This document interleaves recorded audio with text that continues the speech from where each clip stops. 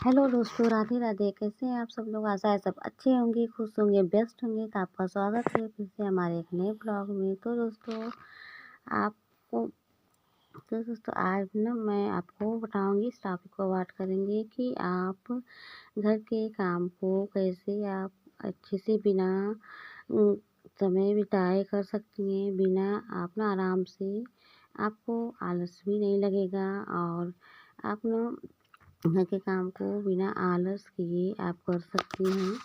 तो दोस्तों, अगर आप घर के काम को आसानी से बिना टेंशन के या बिना आप ना खुश, ये ना कि आपको टेंशन रहे, आप कर सकती हैं। तो पहली बात ये है दोस्तों ना कि आप घर के काम जो है ना समय से करें और हर काम को समय के साथ करना सीखें। कभी भी आलस ना करें और एक बाई एक करके अपना घर के काम को करते जाएंगी ना, तो आपको टेंशन भी नहीं होगा और आप आराम से घर के काम को कर सकती हैं। और अगर आपको आलस आता है, आप थकी थकी रहती हैं, घर के काम को करने को आपका मन नहीं करता, तो आप कैसे इससे छुटकारा पा सकती हैं। तो हम आपको बताते हैं कुछ उपाय जो आपको ना आलस नहीं आएगा और आप घर के काम को बिना आलस किए, बिना थके थके कर सकती हैं। कुछ कभी ये होता है ना दोस्तों कि घर के काम जो है ना हमें करने का मन ही नहीं करता। हम आलस हमको आता है करने में और हम नहीं कर पाते। ऐसा होता है कि हम सुबह जल्दी उठ भी नहीं पाते और रात में ना है जब सुबह जल्दी उठने का मन ही नहीं करता, कुछ करने का मन ही नहीं करता। तो सबसे पहले दोस्तों ये है ना कि आप अपने आप को स्वस्थ रखें, अपने आप को ना व्यस्त रखें, टेंशन फ्री रहें।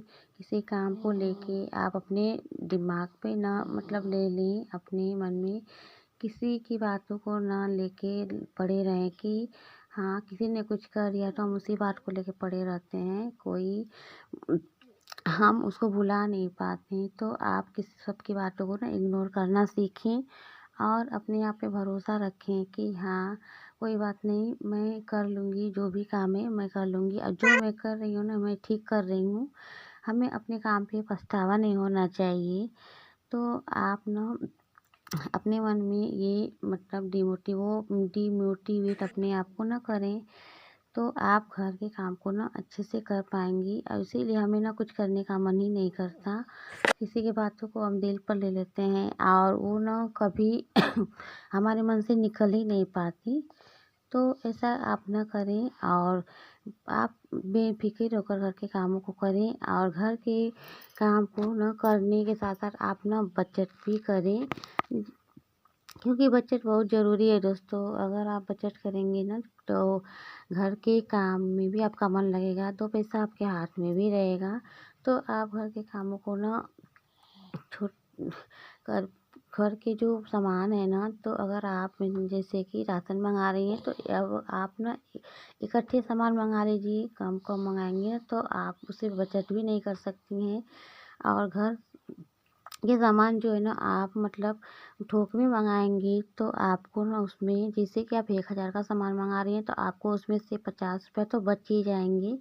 और वही आप मान लीजिए कि कम कम 20 रुपये का या फिर 25 रुपये का, या फिर आप ना मान लीजिए कि अरहर का दाल ही मंगा रही हैं तो आप दाल को है ना तो आप अगर आपके घर में ना 2.5 किलो 5 किलो का खर्च है तो आप 5 किलो इकट्ठे मंगा लीजिए। आधा किलो 1 किलो मंगाएंगे ना तो वो आपको महंगा पड़ेगा और इकट्ठे सामान आप मंगाएंगे तो सस्ता भी पड़ेगा और आपके पैसे की बचत हो जाएगी।